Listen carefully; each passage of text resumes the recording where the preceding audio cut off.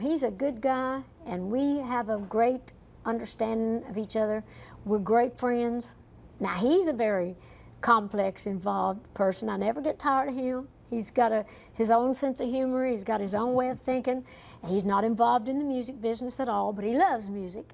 And we're different, but yet we just are so compatible. Well, you know there are people to this day who do not believe your husband, Carl Dean, actually exists. I know that. They do. They think that I just made him up. Some say I'm having a relationship with my girlfriend, Judy. We've just had a great friendship. There's never been, well, there's a great love there between us. With my friend Judy. But people say, oh, you just have a husband because you're this or you're that, or you've never even, you know, but we have been married. My husband just does not want to be in the spotlight. Years ago, early on, when I came to Nashville, I took him to my first award dinner. I had won an award, BMI award, for the Song of the Year. And my husband went with me, had rented a tuxedo, which I had him do. He was absolutely miserable. And on the way to the car from the dinner, he was taking off stuff. He said, we got in the car and he said, you know what, I want you to do really well. And I really do, and I don't mind what you do, but I ain't never going to more of them damn things, so don't even ask me. So I never have, and he never did. Well, you raised this up again. It's been in print, in fact, fairly recently, this suggestion that because Judy, your friend from childhood, travels with you and has over the years, that there's something, quote, special. Have you ever talked to Oprah Winfrey about this? Because the same sorts of things have been associated with her. She has a lifelong childhood friend. Her friend Gail. Gail.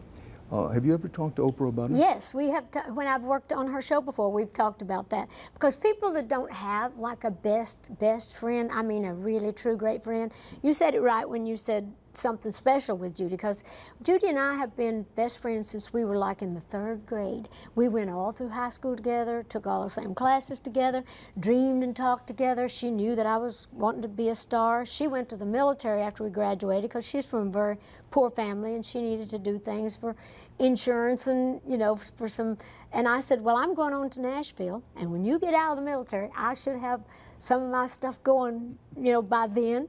And so that's exactly what happened. I was just really getting going good. When she got out of the military, she came to Nashville. We picked right up where we left off, and we've worked together ever since. She tours with me all the time. She's like a sister and certainly the best friend that anybody could have. And there has never been any kind of a sexual relationship with us. I mean, there's just a true love. There are all kinds of true loves, and that is certainly one of mine, but it is truly just a great friendship. Well, Dolly, you know from talking to you before, you never met anybody who had less interest in anybody's private life than I do. The reason for picking up on what you said about this was with you and with Oprah, it seems, you tell me if it seems this way to you, that if you're a successful woman, particularly if you're a successful woman who's in the limelight, that these kinds of rumors, speculations, really sleazy stuff are inevitable. Oh, absolutely. You learn that really early on. People love to gossip. This world is built on greed and gossip. And of course, people are going to talk. People want to talk. And I don't even mind what they say. You know, it's like you can't really fall under that. People love to say what they love to say. They love to talk about it. And if I can be a point of interest to them, I don't care what they say, as long as they don't hurt my family or somebody else with it.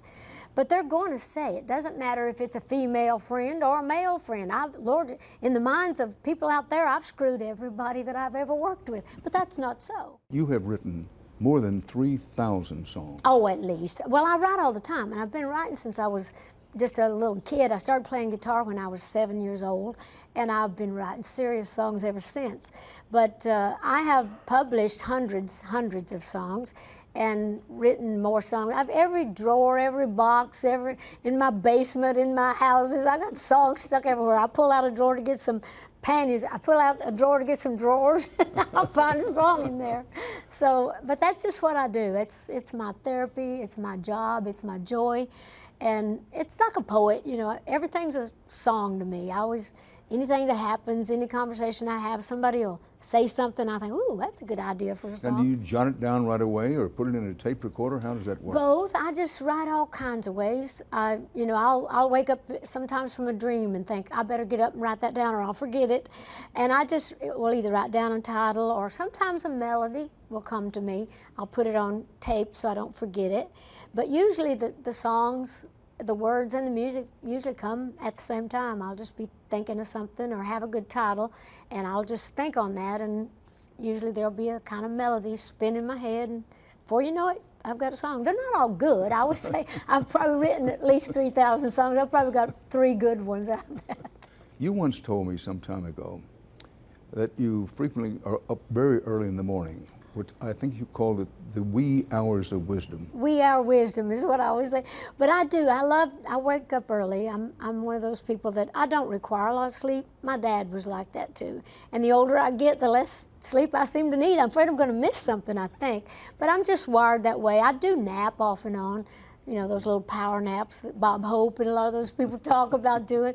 But I just really love the mornings when everything else seems to be kind of quiet and the energies are kind of calm, and I'm up, and I just seem to kind of just grab things out of the air. It's just like there are things out there for me, and I just get up and do some of my best work before most people get up. There's a lot of those old sayings like early to bed, early to rise makes a man healthy, wealthy, and wise. I think there's so much truth in that. I think it just seems to be like the time that I absorb things more than I do when everything's crazy and the day is wore you out. Is that the time when you're most spiritual during the day, during those wee hours? Yes, it is. That's why I call it wee hour wisdom, because I really feel like I connect more to that higher wisdom, and I just seem to be able to get hooked into that, and great ideas come to me then, whether it's in a song or business ideas or just how to solve problems that's been bugging me.